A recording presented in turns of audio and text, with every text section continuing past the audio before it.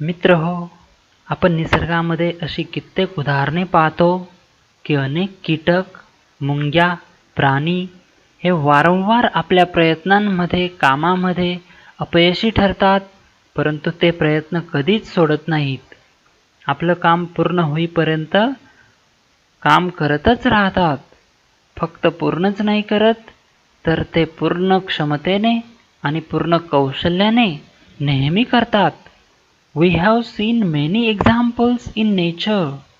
Many insects, ants, and animals fail in their work again and again. But they never leave their attempts. They keep trying again and again till the work is completed.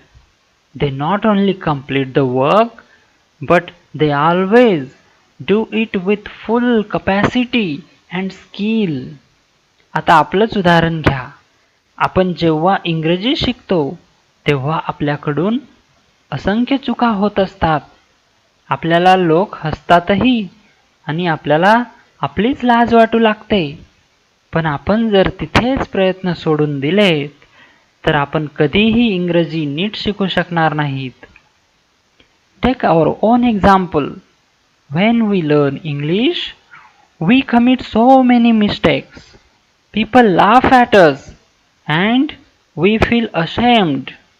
If we leave to try, then we can never learn English language well.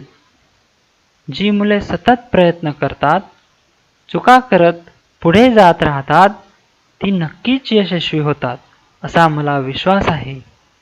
I believe those children who always keep trying, go ahead by committing mistakes, they are definitely succeeded. हेच आपल्याला या कवितेमधून आज शिकायचे आहे. कवितेचं नाव तुम्हाला समजलंच असेल, try again.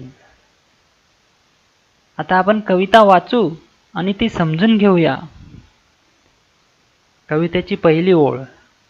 Tis a lesson you should heed, try again. Tis a lesson हा असा धडा आहे की त्याच्याकडे तुम्ही लक्ष दिलेच पाहिजे. कोणता धडा आहे तो? Try again. पुन्हा प्रयत्न करा. ही ओळ तुम्हाला या कवितेत पुन्हा पुन्हा वाचायला मिळेल, कारण या कवितेचं टायटलच आहे ट्राय अगेन. या मुद्द्यावरती लक्ष केंद्रित करण्यासाठी आणि तो आपल्यावर बिंबवण्यासाठीच इथं ही ओळ तुम्हाला पुन्हा पुन्हा कवितेमध्ये आलेली दिसेल. Next line of the poem. If at first you don't succeed, try again. जर सुरुवातीला तुम्हाला यश मिळाले नाही, if you don't succeed at first, काय करा? Try again. पुन्हा प्रयत्न करा.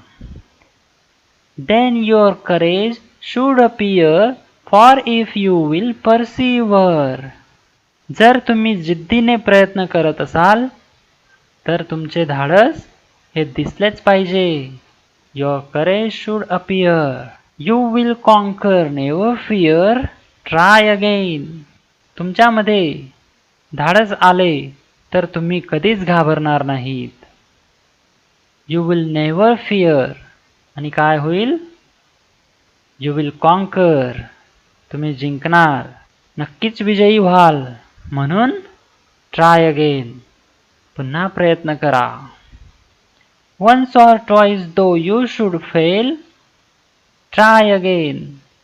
एकदा किंवा दोनदा, once or twice, though you should fail, जरी तुम्ही अपयशी ठरलात तरी try again, पुन्हा प्रयत्न करा.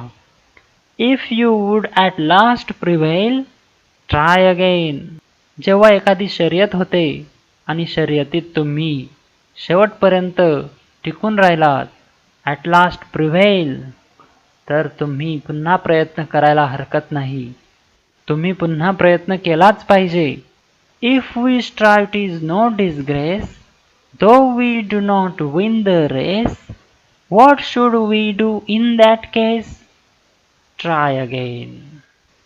If we strive, आपण पुन्हा जर प्रयत्न केला, 'tis no disgrace, तर त्यामध्ये कोणत्याही प्रकारचा अपमान नाही किंवा कोणत्याही प्रकारची लाज वाटण्यासारखे नाही. It is no disgrace. Though we do not win the race. जरी आपण एखादी शर्यत जिंकलो नाहीत. What should we do in that case. असं जर झालं तर आपण काय केलं पाहिजे बरं? आपण ट्राय अगेन, पुन्हा प्रयत्न केला पाहिजे. याचा अर्थ असा की आपल्याला एखादं ध्येय गाठायचं असेल, फक्त रेसच नाही तर इतर कोणतंही ध्येय असो, ते जर गाठायचं असेल आणि जर आपण ते गाठू शकत नसणार, आपल्याला अनेक अडचणी येत असणार, तर त्या अडचणींवर मात करून आपण पुन्हा प्रयत्न केलाच पाहिजे. हे आपल्याला या कवितेच्या ओळींमधून शिकायला मिळतं. If you find your task is hard. जर तुम्हाला तुमचं काम हे कठीण वाटत असेल तर ट्राय अगेन. तुम्ही खचून जाऊ नका, पुन्हा प्रयत्न करा. तेच कार्य जर तुम्ही पुन्हा पुन्हा करत राहिलेत तर त्या कार्यामध्ये, त्या कामामध्ये तुम्ही पारंगत व्हाल व ते नंतर खूप सोपं काम वाटायला लागेल आणि तुम्ही ते चांगल्या प्रकारे करू लागाल. Time will bring you your reward. Try again. वेळ तुम्हाला तुमचा रिवॉर्ड, वेळ तुम्हाला तुमचं बक्षीस हे नक्कीच देईल. तुमच्या कामाचा मोबदला हे नक्कीच देईल, कारण वेळ ही नेहमी बदलत असते. Time is always changed. That is why what should you do? Try again. तुम्ही पुन्हा प्रयत्न केलाच पाहिजे. पुन्हा प्रयत्न केला तर आपण नक्कीच यशस्वी होणार. All that other folk can do, why with patience may not you? Only keep this rule in view, try again. तर ह्या कवितेच्या शेवटच्या ओळींमध्ये असं सांगितलेलं आहे की all other folk can do. दुसरे सगळे लोक ते काम करू शकतात आणि तेही सहजपणे करू शकतात. तर मग why with patience may not you? तर तुम्ही थोडा धीर राखून, संयम राखून, पेशन्स राखून ते काम तुम्ही का नाही करू शकत? Only keep this rule in view. फक्त हा एकच नियम तुम्ही तुमच्या लक्षात ठेवा आणि तो म्हणजे try again, try again, try again. पुन्हा प्रयत्न करा, पुन्हा प्रयत्न करा आणि पुन्हा प्रयत्न करा. असा हा मोठा मंत्र यशस्वी होण्याचा आपल्याला या कवितेमध्ये W.E. हिग्सन यांनी दिलेला आहे.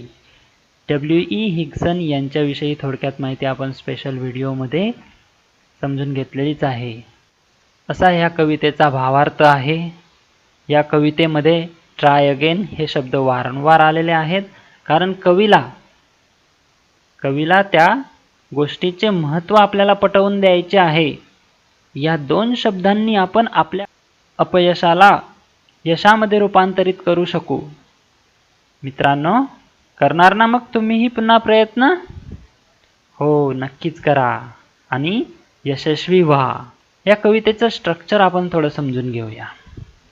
जर तुम्ही ही कविता पाहिली, या कवितेच्या ओळी, लाईन्स जर मोजल्या तर त्या एकूण लाईन्स आहेत 24. प्रत्येकी 8 ओळींचे 3 स्टॅन्झाज म्हणजे कडवे आहेत. काही गाईड्समध्ये तुम्हाला 4 ओळींचे 6 कडवे आहेत असं सांगितलेलं दिसेल. परंतु जर कवितेची रचना, रायमिंग स्कीम ही जर तुम्ही पाहिली आणि फुलस्टॉप्स जर पाहिले तर याचं उत्तर तुम्हाला नीट निरीक्षण केल्यावर नक्कीच कळेल. या कवितेत 8 ओळींचे 3 कडवे आहेत. तर ते कसे बघूया.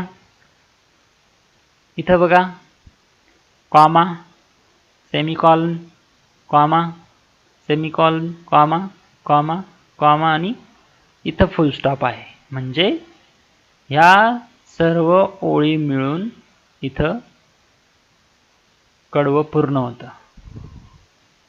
तर हे एक कडवं आहे. दुसरं हे एक कडवं आहे. इथपर्यंत, इथं फुल स्टॉप आहे आणि इथून तर इथपर्यंत हे एक कडवं आहे, म्हणजे प्रत्येकी 8 ओळी यात येतात. याची रायमिंग स्कीम, रायमिंग वर्ड्स जर तुम्ही बघितले तर तेही बघा. इथं आहे हीड, अगेन, सक्सीड, अगेन. म्हणजे हीड, सक्सीड एकमेकाला रायमिंग आहेत, अगेन अगेन एकमेकाला रायमिंग आहेत. आणि ही अपियर, परसिव्हर, फिअर हे तिघही रायमिंग वर्ड्स आहेत. आणि इथं अगेन आहे, इथं स्टॅन्झा कंप्लीट होतो. कवितेतील तीनही स्टॅन्झाचे रायमिंग वर्ड्स क्रमाने लिहून घेतले, मग त्यांना ABCD यानुसार नावे दिली.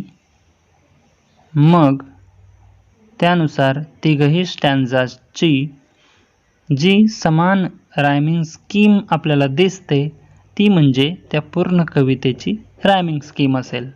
मग इथे बघा, पहिल्या स्टॅन्झामध्ये रायमिंग स्कीम आहे AB AB CCB. दुसऱ्या स्टॅन्झामध्ये रायमिंग स्कीम आहे AB AB CCB आणि तिसऱ्याही स्टॅन्झामध्ये तीच रायमिंग स्कीम आहे AB AB CCB. म्हणजे या कवितेची रायमिंग स्कीम आहे AB AB CCB. हे रायमिंग वर्ड्स आणि रायमिंग स्कीम बघून हे प्रूव्ह होतं की या कवितेत 3 स्टॅन्झाज आहेत. या पुढील भागात आपण ट्राय अगेन या कवितेचे इंग्लिश वर्कशॉपचे सगळे क्वेश्चन्स समजून घेऊया. भेटूया लवकरच.